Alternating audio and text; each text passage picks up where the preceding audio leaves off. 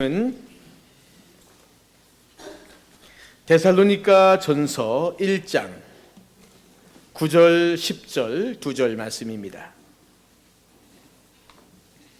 데살로니가 전서 1장 9절과 10절.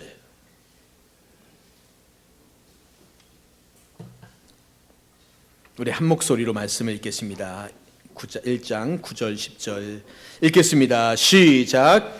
그들이 우리에 대하여 스스로 말하기를 우리가 어떻게 너희 가운데 들어왔는지와 너희가 어떻게 우상을 버리고 하나님께로 돌아와서 살아계시고 참되신 하나님을 섬기는지와 또 죽은 자들 가운데서 다시 살리신 그의 아들이 하늘로부터 강림하실 것을 너희가 어떻게 기다리는지를 말하니 이는 장래의 노하심에서 우리를 건지시는 예수시니라. 아멘.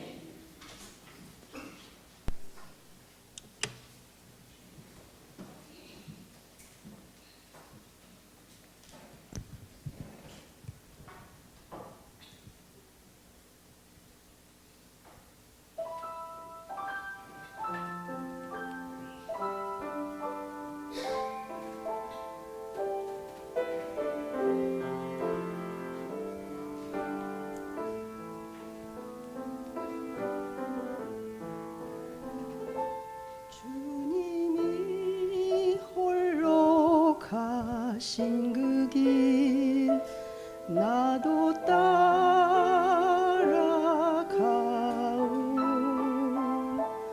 모든 물과 피를 흘리신 그 길을 나도 가오.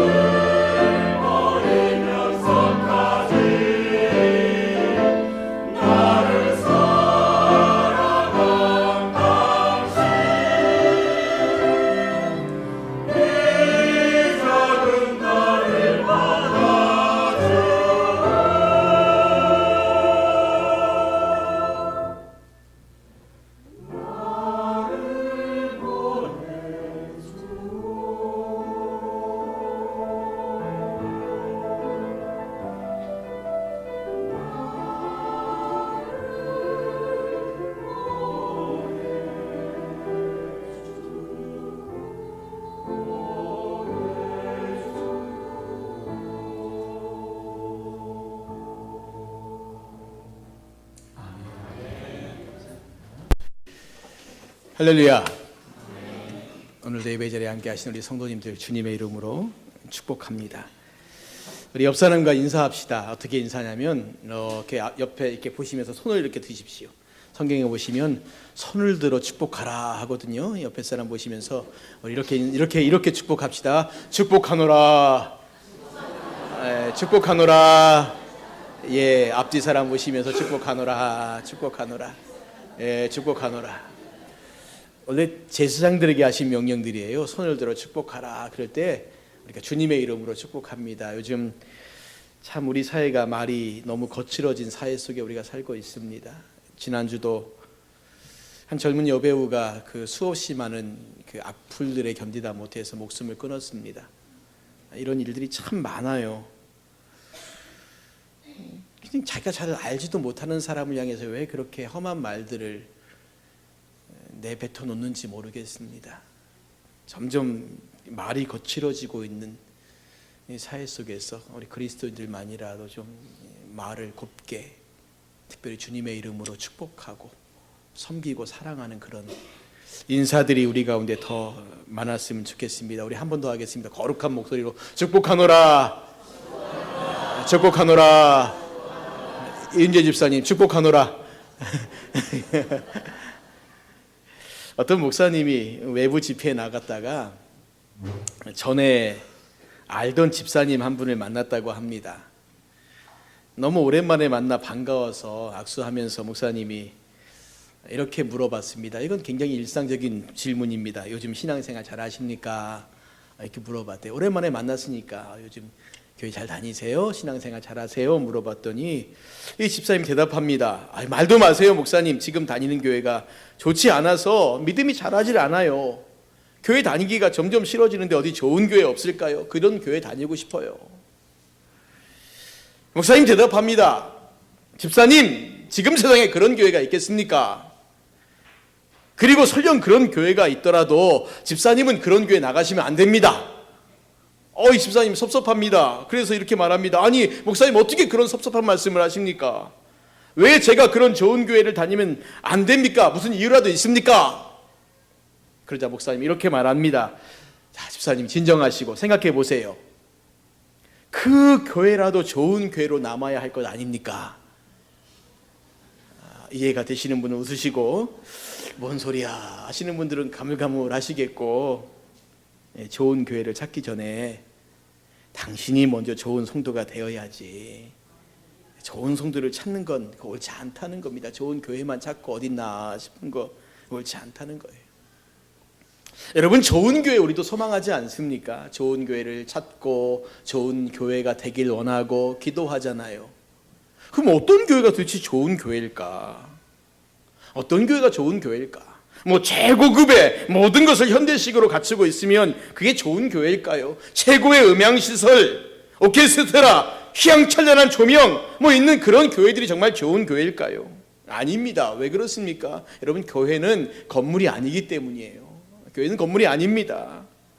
좋은 교회는 좋은 성도들이 모인 공동체입니다. 물론 제가 여기서 말씀드린 좋다라는 말 오해하지 마시기 바랍니다. 제가 말씀드린 좋다라는 말이 우리가 일반적으로 생각하는 착하다, 선하다, 풍성하다 이런 의미가 아닙니다. 좋다는 것에 대한 좀 기준이 명확할 필요가 있습니다. 도대체 무엇이 좋은 것이냐? 성경에서 좋다라고 하는 표현은 히브리어로 토브라고 하는 단어를 씁니다.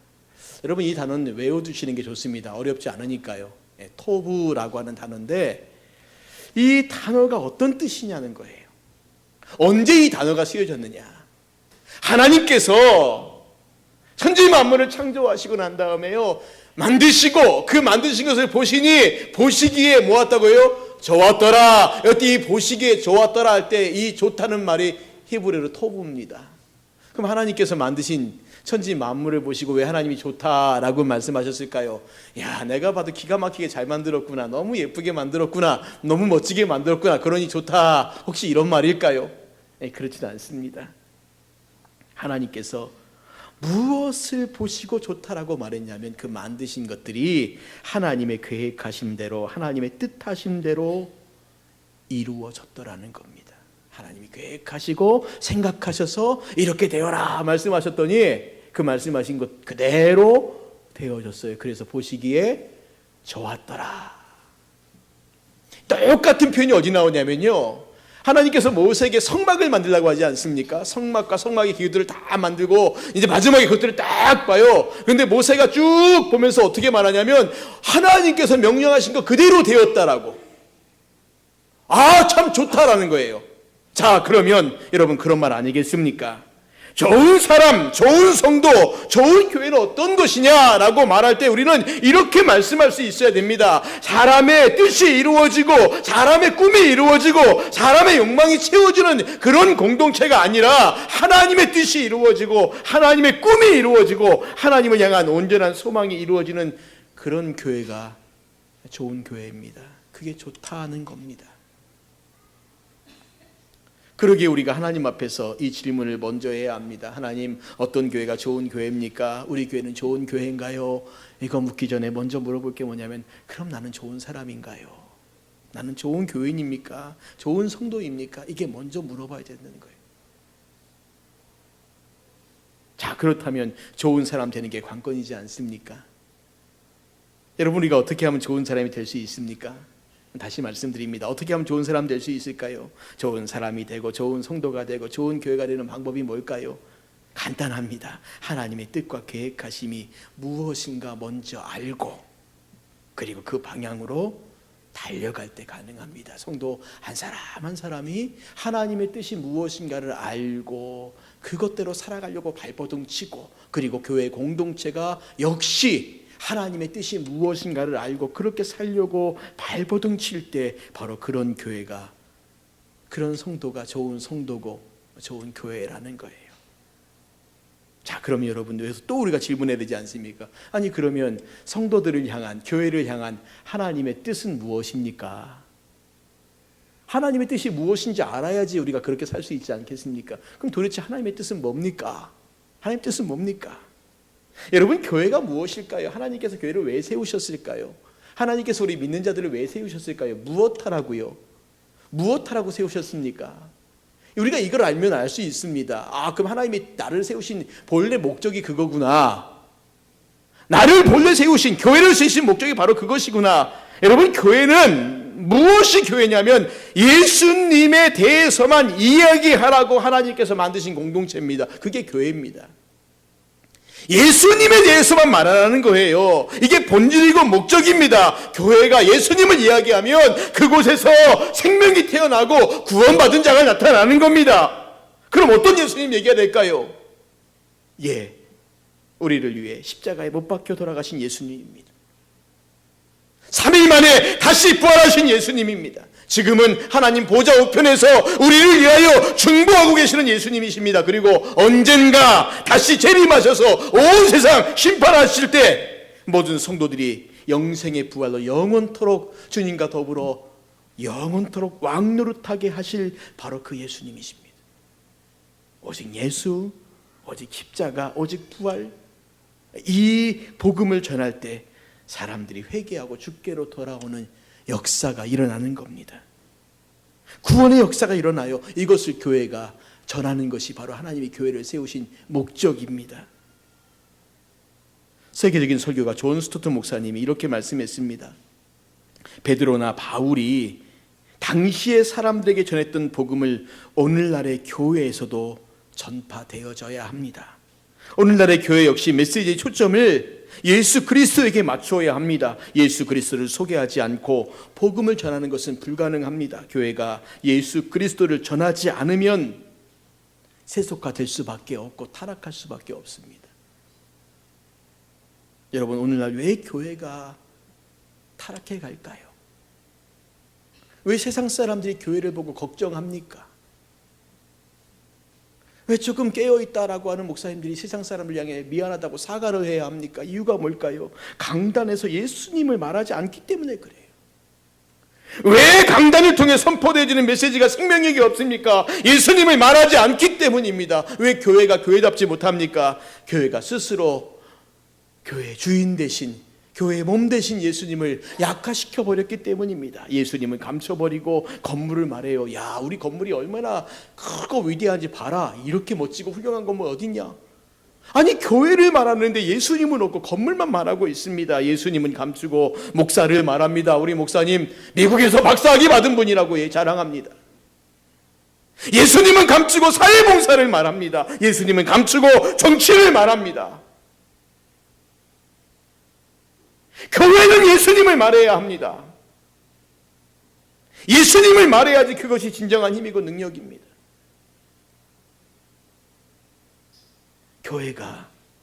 저 교회가 예수님을 말한다는 소문이 나야 합니다. 그래야 진짜 교회입니다. 교회가 예수님을 말하지 않고 다른 것을 말하면 그게 교회겠습니까? 교회 아니죠. 그냥 일반 공동체입니다. 여러분, 데살로니가 교회가 어떤 소문이 났습니까? 초대교회에서 건물을 자랑한 교회 있습니까? 초대교회는 건물 자체가 없어요. 초대교회는 무엇을 말할까요? 무엇을 자랑할까요? 오늘 이 데살로니가 교회는 믿음의 소문이 났다라고 그렇게 말합니다. 여러분 1장 8절 말씀 한번 보십시오. 바로 그 위에 있습니다. 1장 8절 말씀을 같이 읽겠습니다. 시작. 주의 말씀이 너희에게로부터 마게도냐와 아가야에만 들릴 뿐 아니라 하나님을 향하는 너희 믿음의 소문이 각처에 퍼졌으므로 우리는 아무 말도 할 것이 없노라. 여기 보십시오. 너희 하나님을 향하는 너희 믿음의 소문이 각처에 퍼졌다는 거예요. 이 작고 작은 데살로니가 교회 공동체에 이 믿음의 소문이 그리스 지역의 남과 북에 전역에 다 퍼졌다는 겁니다. 그럼 도대체 이들에게 난 소문이 어떤 건가? 어떤 소문이 났는가? 크게 세 가지인데 9절과 10절 오늘가 읽은 본문 말씀해 보시면 그 모든 내용 속에 어떻게 라는 말이 들어가 있습니다.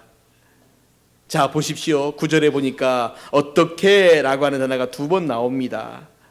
우리가 어떻게 너희 가운데에 들어갔는지와 또 너희가 어떻게 우상을 버리고 하나님께로 돌아와서 살아계시고 참되신 하나님을 섬기는지와 또 10절에 보시면 너희가 어떻게 예수 그리스도의 강림하실 것을 기다리는지와 그렇죠? 어떻게 세 번을 말하고 있는데 오늘 저는 여기에서 앞에 나오는 어떻게 2번을 말씀드리고 다음 주에 어떻게라고 하는 세 번째를 말씀드리려고 합니다. 자, 먼저 바울 일행이 그들에게 들어갔을 때 그들이 바울 일행을 어떻게 대해 주었는가에 대한 소문인데 9절 상반절에 이렇게 말합니다.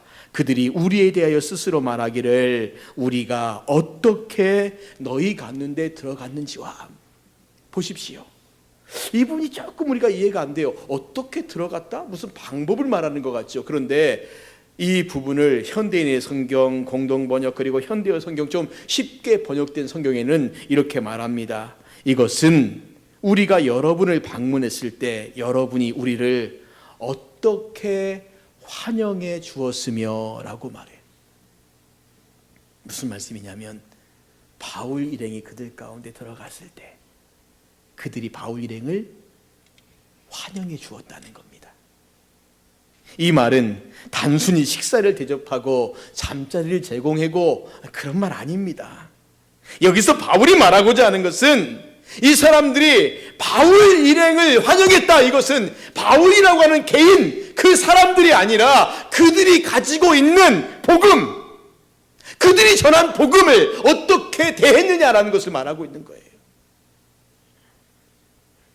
그들이 바울 일행을 환영한 것은 바울이라는 사람이 아니라 그들이 전하는 복음이었어요. 그 복음의 핵심인 예수 그리스도였습니다. 달리 말하면 바울 일행이 들어와서 복음을 전할 때 그들이 예수 그리스도를 영접했다는 겁니다. 기꺼이 예수 그리스도를 영접했어요. 그런데 바울 일행이 이 데살로니가에 들어올 때 이 상황이 쉬웠겠습니까? 아니요, 그렇지 않아요. 3주밖에 이 짧은 기간 있으면서 바울이요 얼마나 많은 비방과 회방과 박해 등을 받았는지 모릅니다. 그래서 6절 말씀해 보시면 너희가 많은 환난 가운데서라고 말해요.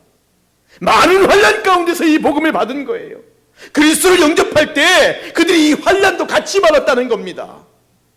여러분 생각해 보십시오. 누군가가 우리 동네에 들어와서 전혀 듣도 못한 무슨 이야기를 전하고 있는데 이 사람들이 막 비방을 받아요. 회방을 받습니다. 환난을 당합니다. 그러면 이 사람들 편에 서는 게 쉬울까요? 어려울까요? 어려워요. 이들이 아무리 옳은 말을 한다 하더라도 그 편에 서는 게 쉽지 않습니다. 왜? 이 사람들은 이방인이고 우리는 본토 사람인데 내가 지금 같이 살고 있는 사람들의 눈치를 봐야지 처음 들어온 사람, 그 사람들 눈치 볼 필요가 뭐가 있습니까? 그런데 그들이 전한 복음을 받는데 이 복음이요 그들의 마음 가운데 심어지는 거예요. 그 복음을 통해 예수님을 말씀하고 있는데 예수님이 믿어지는 겁니다. 그러니 이 사람들이 전하면서 비방을 받고 회방을 받고 환난을 받는데 나도 그거 같이 받을 수 있다는 겁니다. 이게 가능하겠습니까? 사람들 가능하면 좀 더 쉬운 길, 편한 길 가고 싶죠. 누가 고난 당하는 길, 어려움 당하는 길, 그 길 가고자 하겠습니까? 그런데 그들은 그럼에도 불구하고 기꺼이 환영하며 그 예수님을 영접했어요. 바울이 당하는 고난 같이 받겠다는 겁니다. 여러분, 바울이 디모데에게 디모데 후서 말씀 가운데 이렇게 말해요. 1장 8절 말씀, 복음과 함께 고난을 받으라. 3장 12절 말씀, 그리스도 안에서 경건하게 살고자 하는 자는 핍박을 받을 것이다. 박해를 받을 것이다. 예수님을 믿으면 무엇이 같이 있다고요? 고난이 있다는 겁니다. 물론 우리가 예수님 믿으면 구원의 은혜, 인도하신 모든 선한 것들 다 받지만 거기에 플러스 항상 고난이 같이 있습니다. 많은 사람들이 고난이 두려워서 예수님 믿고 따라가는 거 쉽게 결단하지 못하고요. 믿었다가도 고난 때문에 손해볼까 봐, 어려움 당할까 봐 얼른 돌아서서 도망가는 사람들 많습니다. 그런데 이 데살로니가 교인들의 믿음은 무엇이었을까요? 환난 가운데도 핍박 가운데도 그 예수님을 믿고 그리고 그렇게 살겠다라고 그 믿음의 길을 같이 걸어간 것입니다. 이 땅에서 당하는 고난이 장차 우리가 받을 영원한 영광과 좋게 비교할 수 없다는 이 진리를 그들이 믿었습니다. 이들의 믿음은 바로 그런 믿음이었어요. 환난과 핍박 가운데도 내가 예수님 믿겠다고, 어려움이 와도 예수님 믿겠다고, 손해봐도 예수님 믿겠다고, 예수님 믿으면서 이 땅에서 내가 버릴 것들이 너무 많이 보여도 예수님 믿겠다고, 내가 이 믿음의 길을 걸어가겠다고, 이것이 이들이 믿었던 그 믿음의 소문이었어요. 두 번째는 그들이 어떻게 우상을 버리고 하나님을 섬겼는지에 대한 소문이 퍼졌습니다. 9절 하반절에 이렇게 말합니다. 너희가 어떻게 우상을 버리고 하나님께로 돌아와서 살아계시고 참되신 하나님을 섬기는지와. 데살로니가 교인들이 바울이 전한 복음을 받아들이면서 그들이요 결단한 것이 한 가지가 있었어요. 그것이 뭐냐면 우상을 버리겠다는 겁니다. 그리고 하나님을 섬기겠다는 거예요. 여러분, 이건 대단한 결단이었습니다. 보통 불교권이나 힌두권 가서 복음을 전하는 선교사들이 참 힘들어하는 게 뭐냐면 처음에 가서 복음을 막 전하면 이 사람들이요 너무 쉽게 받아들인다는 겁니다. 그게 누가할 정도로 아니 이렇게 선교가 쉬웠나 싶을 정도로 너무 쉽게 받아들이는데 나중에 이들과 대화하다 보면 이 사람들이 어떻게 받아들이냐면은 많은 신들을 섬기면서 예수를 하나 더 받아들인 거예요. 플러스 1 한 겁니다. 그래서 그들에게 아니요, 신앙은 그게 아닙니다. 다 버리고 예수만 믿어야 합니다라고 말하면 그들이 떠난다는 겁니다. 왜 내가 다 버리고 예수만 믿냐고. 나는 다 믿고 예수도 믿을 것이라고. 여러분 보십시오. 데살로니가 교인들 우상을 버렸어요. 하나님만 섬기겠다고 합니다. 결단이에요. 그리고 실제적으로 그렇게 합니다. 많은 그리스도인들이 결단을 해야 함에도 하지 못할 때가 참 많습니다. 우리가 말씀을 듣거나 어떤 도전 받으면 그렇게 살겠다고 결단합니다. 그러나 그 뒤에 따라야 하는 삶에 대해서는 별로 다른 말 하지 않습니다. 무슨 말이냐면 결단을 했는데 그 뒤에 삶이 따르지 않아요. 이건 뭐냐면 그냥 결정한 거예요. 내가 그렇게 살아야지. 그런데 그 다음에 행동은 하지 않습니다. 우리 대부분 다 이렇게 많이 살지 않습니까? 내가 은혜 받고 도전 받고 그래 내가 오늘부터 기도하리라 뭐 하리라 마음속으로 얼마나 많은 결정들을 하는지 몰라요. 그런데 그 결정이 하나도 삶을 통해 이루어지는 건 별로 없습니다. 오늘 예배를 통해서 우리 마음에 많은 결정을 해도 삶의 결단이 없다면 그것은 야고보의 표현대로 죽은 믿음이란 겁니다. 이 데살로니가 교인들 결정한 다음에 분명한 결단들이 있었습니다. 우상을 버렸다는 거예요. 그런데 이들이 우상을 버린 게 그렇게 쉬운 일인 줄 아십니까? 우리나라에 복음이 처음 들어와서 사람들이 부딪히며 고민했던 게 뭐였습니까? 제사를 드려야 되느냐 말아야 되느냐 이거였지요. 그런데 제사를 안 드리면 난리가 났어요. 그런데 과감하게 신주단지 불태워버리고 그러다가 막 핍박받고 고난당하고 죽임당하고 막 이런 일들이 얼마나 우리 역사 가운데 많았는지 모릅니다. 결단한 거예요. 내가 우상을 버리리라 결단한 겁니다. 여러분, 이 데살로니가 지역은 어렸을 때부터 이 사람들은요 우상을 섬기는 게 너무나 쉬운 일이었습니다. 여신 로마를 섬겼고 디오니소스를 섬겼고 카비로스를 섬겼고요. 이들의 선조 때부터 계속 섬겨왔던 거예요. 조상 대대로 섬겨왔던 그 우상들, 이 사람들은 어렸을 때부터 그 우상을 섬기는 게 아무 일도 아니에요. 그리고 실제적으로 이 우상이 살아있다라고 느끼는 겁니다. 일상의 동반자였고 그 우상들을 거부한다는 것은 사회로부터 소외당하는 것을 의미하는 겁니다. 그들에게 우상 숭배는 모든 국면에서 자신들의 생활에 영향을 미쳤어요. 더군다나 이 데살로니가는 당시에 그리스 로마의 신들이 다 모여 있다라고 하는 올림푸스 산, 그건 가짜 산 아니면 진짜 존재하는 산입니다. 그 산으로부터 이 데살로니가 지역은요 한 80km밖에 안 떨어져 있습니다. 모든 그리스 로마의 신들의 본산이 거기 있었어요. 80km밖에 안 떨어져 있습니다. 그러니 얼마나 많은 영향을 받고 살았겠냐는 겁니다. 그런데 그렇게 우상 숭배에 빠져 있던 자들이 참 하나님에 대한 복음을 듣고 이제는 이전에 섬기던 우상을 다 버리고 돌이켜서 내가 거룩한 하나님의 백성 되겠다는 겁니다. 그 결단을 한 거예요. 여러분, 그리스도인 된다는 게 그런 거 아닙니까? 옛날의 악습들에 대한 단호한 단절이 필요해요. 삶의 근본적이고 전인격적인 전환이 필요합니다. 우상을 버리고 하나님께로 돌아왔어요. 이전을 향하는 방향에서 완전히 돌이켜서 새로운 방향으로 향해 가고 있다는 겁니다.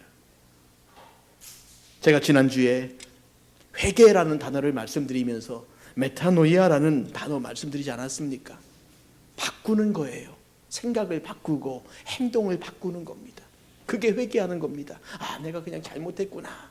생각만 하고 끝나는 게 아니라 그 잘못한 것으로부터 돌이키는 겁니다. 이게 회개입니다. 회개는 그래서 항상 삶의 결단들이 수반되지 않으면 그거 회개한 거 아닙니다. 그냥 후회하고 반성한 거죠. 회개는 후회하고 반성한 게 아닙니다. 여러분, 우리가 주일 예배 드릴 때마다 참회 기도하지 않습니까? 하나님, 내가 잘못했어요. 반성합니다. 후회합니다. 이게 아닙니다. 그렇게 우리의 삶을 돌아보면서 우리의 일상의 삶 가운데 행동을 바꾸는 거예요. 그게 중요하다는 겁니다. 여러분, 오늘 우리의 모습은 어떻습니까? 진정한 돌이킴, 회개가 있습니까? 이전에 섬기던 세상에서 온전히 돌이켜서 주님께로 향하여 나아가고 있느냐는 거예요.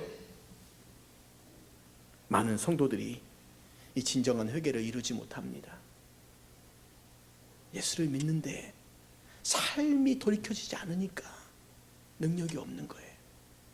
여러분, 초대교회 성도들 생각해 보십시오. 그들의 삶이 바뀌니까 사람들이 저 사람들 왜 저래? 놀라는 거 아닙니까? 말이 아니라 삶이 바뀌고 있다는 거예요. 오늘 우리가 그것을 기억해야 된다는 겁니다. 오늘 왜 우리가 그렇게 못 바꾸고 있느냐? 왜 우리는 말은 그럴듯하게 하는데 삶이 안 바뀌어지고 있느냐?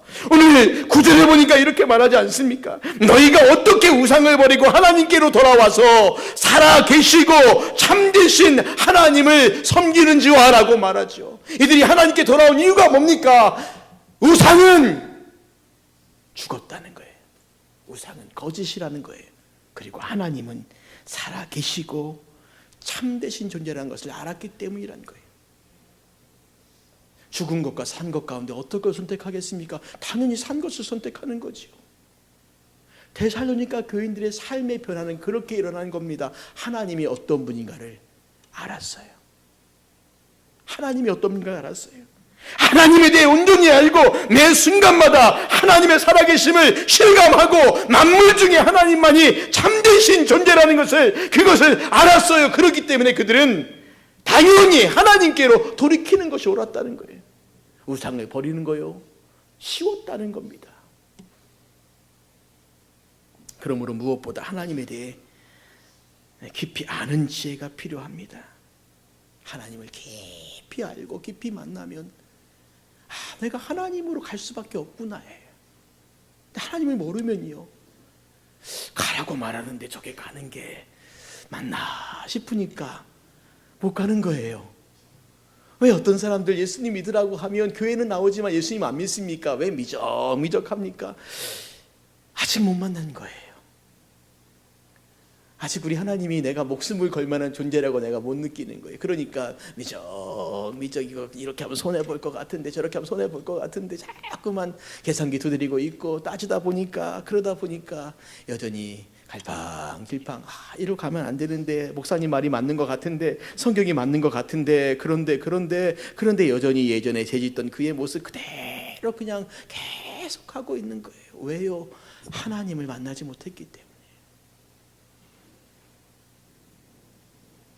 여러분, 우리가 하나님을 믿는다면 이전의 삶으로 돌아가시면 안 됩니다. 그거 버리셔야 합니다. 술 취함과 방탕함과 음란함과 폭력적인 삶, 도둑질과 거짓 등 이런 모든 삶에서 다 돌이키고 버려야 합니다. 그래서 주님의 은혜와 말씀과 성령의 강권적인 역사를 구하고 의지해야 합니다. 하나님, 나를 도와주세요. 나를 도와주세요. 베드로가 베드로후서 2장 22절 말씀에 이렇게 말합니다. 참된 속담에 이르기를 개가 그 토하였던 곳에 돌아가고 돼지가 씻었다가 더러운 구덩이에 도로 누웠다 하는 말이 그들에게 응하였도다. 이게 얼마나 우스운 모습이에요. 개가 자기가 왜 토해놓고 그걸 또 먹어요. 돼지가 깨끗이 씻었더니 그 진흙통에 또 들어가고 있어요. 예수님을 믿고 내가 그렇게 살면 안 되지 회개했는데 조금만 지나면 다시 또 그 짓을 반복하고 있어요. 그러지 말라는 거예요. 예수님께서 누가복음 9장 62절에 이렇게 말합니다. 쟁기를 잡고 뒤를 돌아보는 자는 하나님 나라에 합당하지 않다. 사랑하는 성도 여러분, 아직 우리가 버리지 못한 우상이 있다면, 아직 우리가 버리지 못한 죄악들이 있다면, 아직 우리가 버리지 못한 옛적의 못돼 먹은 습관들이 남아있다면 온전히 돌아서서 하나님만을 섬기는 저와 여러분이 되시기를 주님의 이름으로 축복합니다. 이제 말씀을 정리하겠습니다. 여러분, 교회는 거룩한 소문이 나야 돼요. 어떤 소문일까요? 믿음의 소문입니다. 자, 봐라, 저 교회 갔더니 아무개가 예수님을 믿고 하나님을 믿고 완전히 변했다. 저거 봐라, 저 기적이 저기 있다. 저 사람이 교회를 다닌다더라. 우리나라 초기 교회 가운데요, 대단한 분이 한 분 계셨습니다. 김익두 목사님이란 분이었어요. 이분은 평양에서 유명한 깡패였습니다. 사람들이요, 김익두가 예수를 믿었다 하는 말을 듣고 궁금했어요. 그래서 그 중에 간이 좀 큰 사람들이 가서 슬금슬금 시비를 겁니다. 야, 김익두 너 예수 믿는다며. 툭툭 찔러봐요. 그러니까 이 목사님이요, 그때 목사님 되기 전이었죠. 근데라도 참고 참다가 너무 심하니까 한마디 이렇게 쭉 던졌습니다. 야, 내가 예수 믿고 죽었더니 네가 살았다. 김익두가 예수 믿고 죽었더니 네가 살았다는, 너 내가 예수 안 믿으면 넌 죽었다는 거예요. 김익두가 예수 믿고 죽었더니 네가 살았다는 거예요. 여러분, 이게 성도 아닙니까? 내가 예수 믿고 죽었더니 나 때문에 누군가 사는 겁니다. 교회가 예수님을 믿고 변화했더니 다른 사람들이 그 교회를 통해 구원을 받는 겁니다. 이거 교회가 할 일이지 않습니까? 이거 교회가 할 일이에요. 그러게 우리가 날마다 주님으로 인하여 변화된 삶, 달라진 삶 소망하십시오. 하나님, 나도 변화되길 원해요. 그냥 교회만, 교회 문턱만 밟고 왔다 갔다 예배당 문턱만 밟고 그냥 의자에 앉아있다 그냥 내가 앉은 자리 그냥 의자 엉덩이 자국만 남기고 돌아가는 인생 되지 않게 하시고, 하나님 말씀 내 마음판에 심어줘서 내 그 말씀으로 내 삶이 변화돼서 정말 내 삶에서 예수의 향기가 나고, 내 삶에서 예수의 빛이 들어가고, 내 삶에 예수의 흔적이 있고, 사람들이 나를 보고 정말 예수님이 계시는구나라고 봐야 되지 않습니까? 오늘 우리가 그런 삶을 살기를 소망합니다. 오늘 이게 대살로니가 교회의 그 모습이었어요. 오늘 우리 은혜교회가 이러한 교회 되기를 우리 고백하며 하나님 앞에 소망하며 그렇게 살아갈 수 있는 저와 여러분 되시기를 주님의 이름으로 축복합니다. 이 시간 주를 찬양하겠습니다. 내 마음의 주를 향한 사랑이 나의 말엔 주가 주신 진리로 나의 눈에 주의 눈물 채워주소서. 우리 같이 찬양하고 기도하겠습니다.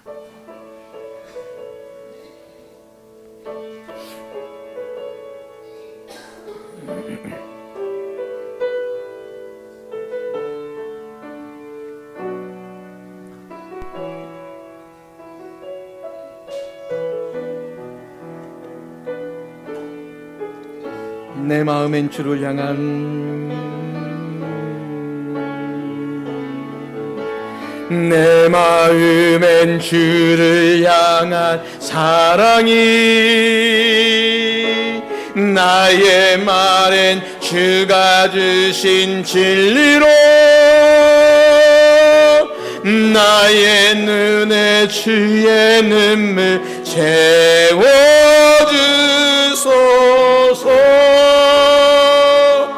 내 입술엔 찬양의 향기가 내 입술엔 찬양의 향기가 두 손에는 주를 닮은 섬김이 나의 삶에 주의 은적 남게 하소서.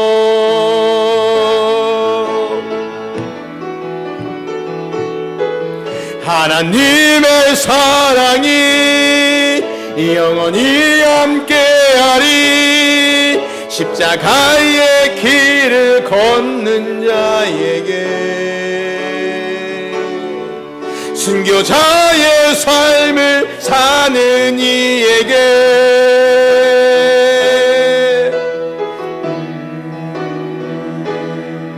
조롱하는 소리와 세상 유혹 속에도 주의 순결한 신부가 되리라. 내 생명 주님께 드리리. 하나님의 사랑이 하나님의 사랑이 영원히 함께하리. 십자가의 길을 걷는 자에게 순교자의 삶을 사는 이에게